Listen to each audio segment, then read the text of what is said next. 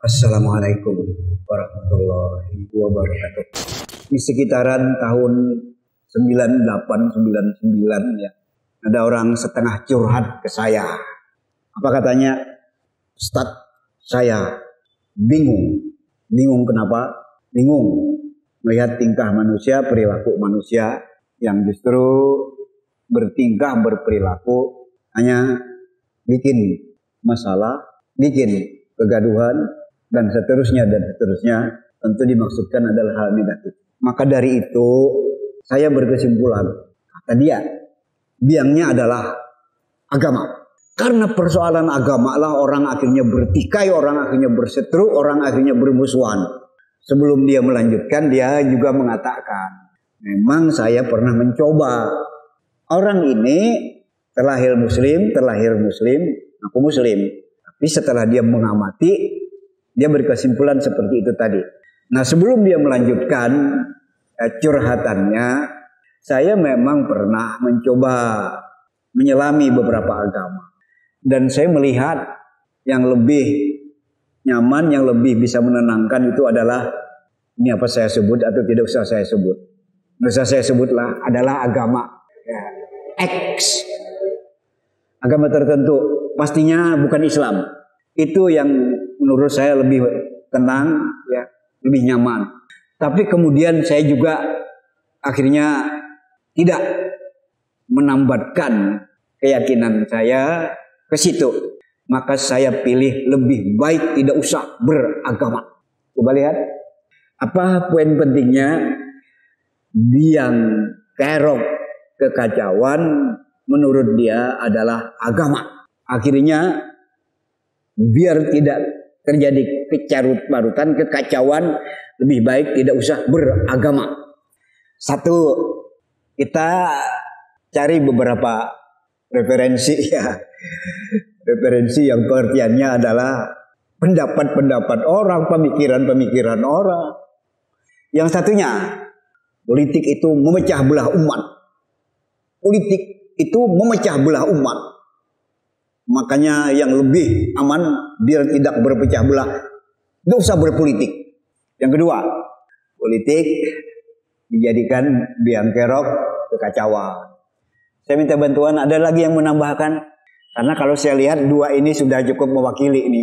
Dua ini sudah cukup mewakili. Yang pertama, agama itu biang kerok kekacauan, kecarut-marutan, bahkan ya kebiadaban, keberingasan. Yang kedua, ya politik itu justru yang membuat manusia berpecah belah, membuat manusia berseteru, membuat manusia tidak akur, tidak rukun. Demi Allah, kedua-duanya apa yang baru kita kemukakan sama sekali tidak beralasan. Sama sekali tidak beralasan. Tapi kenapa manusia ada yang justru berpikir seperti itu? Dan itu kayaknya mewakili cukup banyak orang. Kenapa manusia berpikir seperti itu? Itu tadilah. Begitu manusia merasa bisa, merasa punya, merasa benar dengan pilihannya, sebatas apa yang memang dia dapatkan menurut benaknya, menurut otaknya, menurut pikirannya, menurut perasaannya. Akhirnya memang seperti itu. Padahal yang namanya manusia tidak pernah bisa cukup untuk menjalani hidup ini hanya dengan akalnya semata. Belum lagi di samping akal ada yang namanya ego, ada yang namanya nafsu. Disinilah kebutuhan manusia akan yang namanya hidayah, akan yang namanya petunjuk Allah, petunjuk Tuhan. Fatir ayat 15. Sudah jelas di situ dikatakan, ya ayyuhan nasu antumul fuqara'u ilallah. Wahai manusia, kalian itu butuh Allah, butuh Tuhan. Butuh Tuhan, butuh petunjuk Tuhan. butuh Tuhan, butuh hidayah Tuhan, butuh Tuhan, butuh jalan hidup yang memang digariskan oleh Tuhan. Nanti pintu celakanya ada lagi kan? Apa yang saya maksudkan dengan pintu celakanya? Ya, pintu celakanya sebagian manusia ya justru adalah tidak mau menuntaskan masalah ketuhanan. Tidak mau menuntaskan masalah ketuhanan. Ini kita memang ulang-ulang yang begini ini karena juga di sini memang titik tolaknya. Begitu titik tolak salah pasti akan menurunkan hal-hal yang salah pula. Ya saya ringkas sajalah. Di dalam Al-Anbiya surah 21 ayat 22. Lau kana fihi ma alihatun illallah la fasadata fasubhanallahi rabbil arsy. Apa kata Allah? Kalau Tuhan itu ada dua, maka maaf, kalau di langit dan di bumi itu ada Tuhan selain Allah, itu yang benar ya. Tadi salah ucap saya. Kalau ada di langit dan di bumi itu Tuhan selain Allah, fihima langit bumi. Kalau ada di langit dan di bumi Tuhan selain Allah, rusak. Artinya apa? Sudah tidak usah kita sebut Allah. Bahwasanya di langit di bumi itu hanya ada satu Tuhan.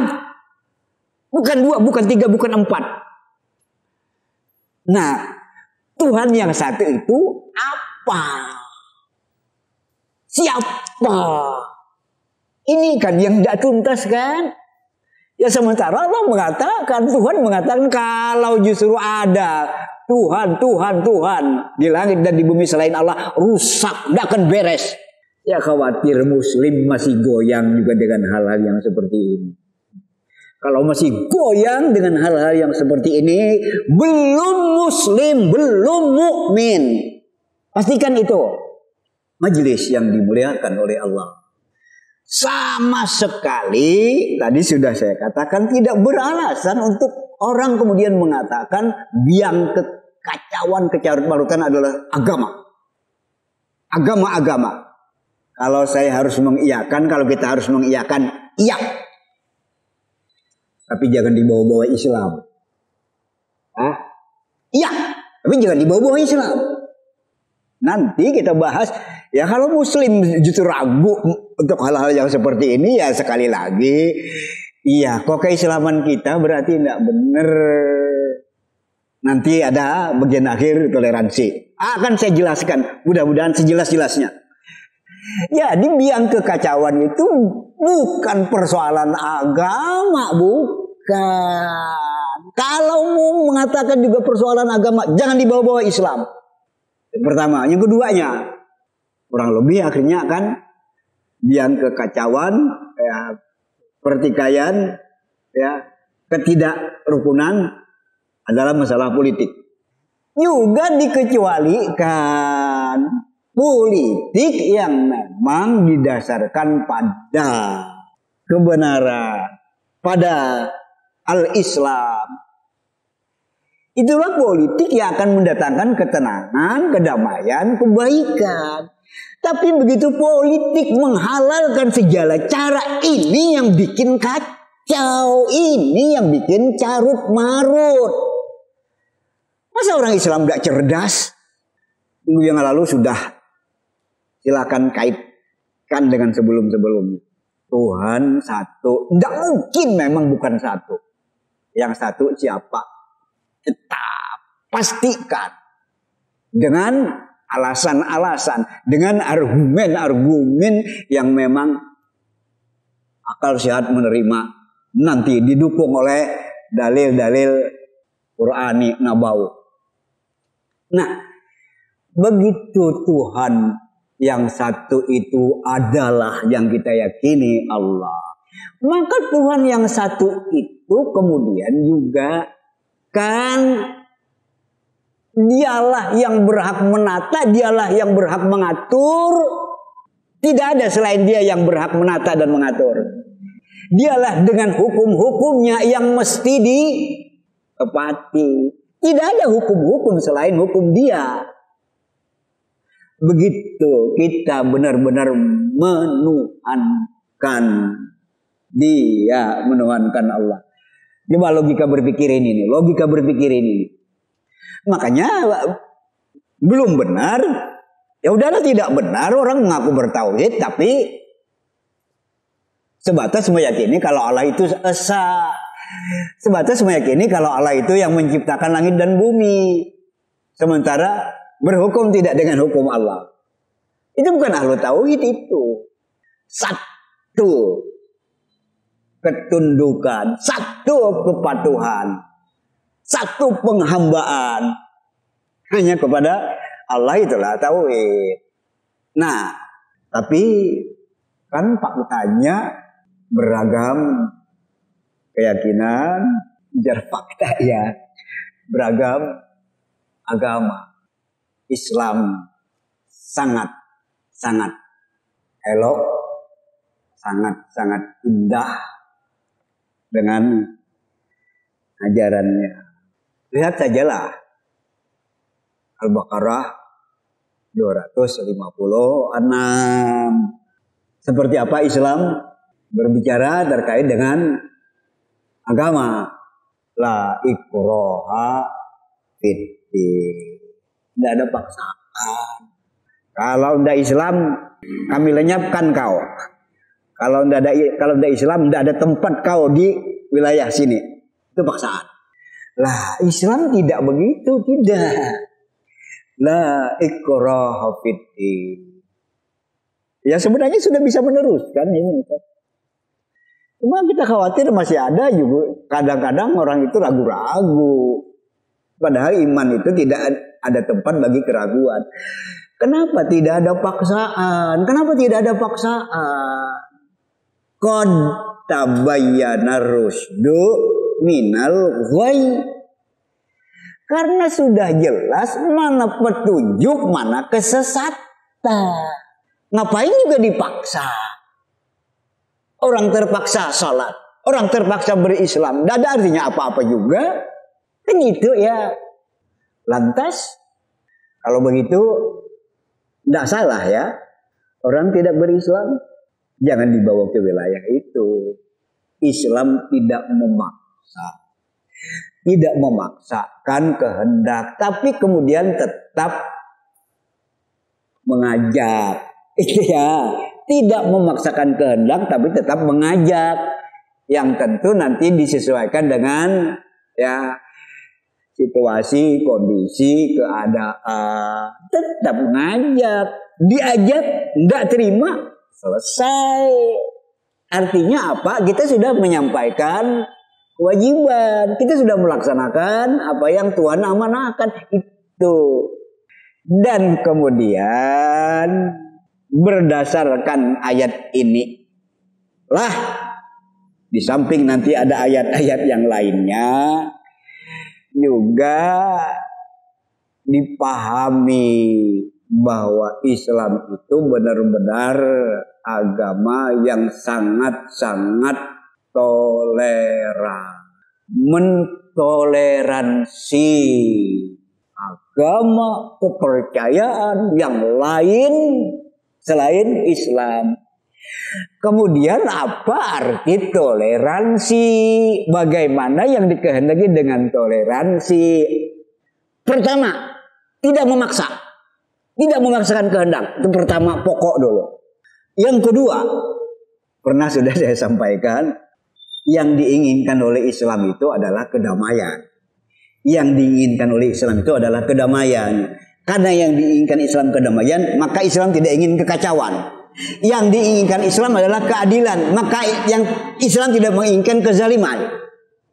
Ya. Yang diinginkan Islam kedamaian, maka Islam tidak menginginkan kekacauan. Siapa yang ngacau? Ya pastilah kita amankan. Bisa memberi contoh ngacau di masyarakat, bisa enggak? Berulah yang tidak-tidak. Ya. Mondar-mandir pakai sempak. Ngacau ini kan. Merusak ini kan. Oh, teler-teleran di tengah jalan. Ini kan ngacau kan. Itu tidak dapat tempat itu.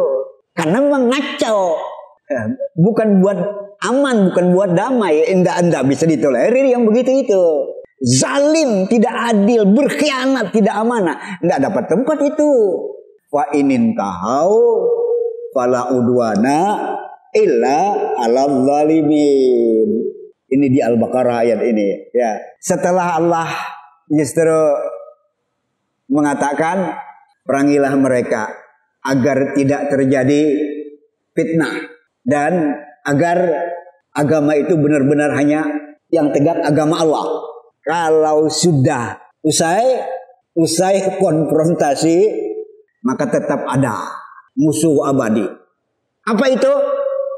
Fa inin tahau fala udwana illa 'alal zalimin. Konfrontasi boleh berakhir, tapi yang tidak berakhir adalah justru konfrontasi terhadap kezaliman. Coba lihat, konfrontasi terhadap kekacauan, pengacau yang membuat keadaan tidak aman, tidak nyaman. Itu abadi itu. Jadi 2 poin ya. Toleransi tidak memaksakan, tapi ingat, toleransi juga bukan berarti membiarkan kekeliruan, kesalahan. Tidak. Tetap wajib mengingatkan. Saya lanjutkan. Bukan toleransi kalau justru menodai. Gimana penjelasannya? Bukan toleransi kalau menodai. Kita toleransi aja, kita tolerir saja. A, B, C, D, E, F. Kita tolerir saja. Nanti dulu. Kita tolerir, kita bisa toleran dengan kelompok-kelompok, bahkan dengan agama-agama. Bagi mereka agama mereka, bagi kita agama kita. Jelas ya? Ada yang tidak jelas? Tidak ada. Bagi mereka agama mereka, bagi kita agama kita, silakan. Tapi kalau sudah menodai, ngaku Islam, menisbahkan kepada Islam, tapi ngobok Islam. Menisbahkan kepada Islam, mengaku Muslim, tapi merusak ajaran Islam. Tidak bisa kita tolerir yang begini ini. Tidak bisa kita toleransi yang seperti ini. Syiah mau dilegalkan? Tidak. Islam tidak akan bisa nerima. Tidak. Kenapa? Islam itu lahir dari rahim Yahudi. Tapi kemudian ngaku Islam, ngobok-ngobok Islam dari dalam, bisa kita menoleransi? Enggak. Kalau dia mau legal silahkan, tapi jangan bawa Islam. Jangan mengaku Muslim. Jangan. Silahkan. Memang ada akar rumput. Memang biasanya akar rumput ini selalu ya banyak ketinggalan informasi, tidak terlalu mengerti, ikut saja. Ya salat ya salat, puasa ya puasa, tapi tidak tahu artinya apa. Ya memang pihak-pihak yang tidak ada pengetahuannya ya memang tentu ya kita bisa saja memaklumi. Tapi Syiah sebagai sebuah ajaran, lihat akidahnya. Lihat rukun imannya. Sudah tidak benar memang. Tidak benar. Campur-campur ditambah-tambah. Rukun iman yang ke-7 meyakini ismatul aulia, ismatur rais, terjaganya, terpeliharanya pimpinan Syiah. Tidak ada salah, tidak ada dosa pimpinan Syiah. Khomeini itu tidak ada dosa, tidak ada salah. Ada ajaran Islam yang begitu itu. Tidak mempercayai, tidak mengakui kekhalifahan Abu Bakar, Umar, Utsman, yang diakui hanya Khalifah Ali. Ada apa? Masa tidak paham kita? Ada apa? Kenapa? Aisyah dikatakan perempuan pezina, padahal Ummul Mukminin. Tidak bisa. Nah, jadi kita tidak bisa mentoleransi. Sekarang Ahmadiyah mau dilegalkan juga? Tidak. Umat Islam pasti tidak akan terima yang mengerti Islam. Repotnya mengaku Islam dan ngerti Islam. Ahmadiyah itu anak kandung penjajah. Tahu sejarahnya? Tahu sejarahnya nggak? Di saat Inggris ya menjajah, ada yang bernama Mirza Ghulam Ahmad diperalat. Bukan menjajah Indonesia maksud saya. Menjajah India ya. Mirza Ghulam Ahmad itu diperalat. Ngaku nabi. Mirza Ghulam Ahmad ngaku nabi. Akhirnya lagi-lagi ngakunya muslim. Ngakunya muslim. Tapi ajarannya ngobok-ngobok Islam. Nggak terima kita. Kalau mau jadilah Ahmadiyah. Nggak ada hubungannya dengan Islam. Selesai, nggak apa-apa. Syiah jangan bawa-bawa Islam. Silahkan dengan Syiahnya nggak apa-apa. Belum lagi yang lain-lainnya kan. Banyak banget kan. Islam liberal lah. Apalah. Saya miris juga bacain ini juga. Iya ya. Kompendium ya, regulasi kerukunan umat beragama ini. Ya. Yang lain insya Allah ada yang punya juga. Agama apapun tidak bisa kita melarang untuk hidup di Indonesia. Bukan hanya yang 6, dulu 5 kan. Gus Dur nambah 1. Tapi di sini agama apapun tidak bisa kita melarang. Aliran apapun tidak bisa kita melarang. Dia berhak untuk hidup. Ya sebenarnya ya solusinya adalah ketuhanan yang Maha Esa. Kemudian dalam preambulnya bunyinya seperti apa? Ya itu sebenarnya solusinya. Kalau memang kita tidak ingin kecarut-marutan kekacauan ini, keganasan ini akan semakin menjadi-jadi. Ya bahkan pada akhirnya ya apa yang diinginkan oleh kaum ateis, ya gak usah ada agama karena ngacau saja. Padahal membuat keadaan lebih kacau lagi. Ya jadi kesimpulannya hanya Islam satu-satunya solusi. Manusia tidak tahu apa-apa. Tuhan yang menciptakan, Dia yang Maha tahu. Untuk kebaikan manusia, Dia buatlah hukum-hukumnya. Oleh karenanya, hanya Islam satu-satunya solusi untuk kebaikan umat manusia. Orang kemudian tidak mau menerima, Islam tetap tidak bisa menoleransi yang namanya kezaliman, yang namanya ngacau. Tidak bisa Islam menerima itu. Ya kalau orang justru tidak zalim hak orang tidak diberikan, zalim orang ditipu, zalim orang dianiaya, Islam tidak bisa menerima yang begitu.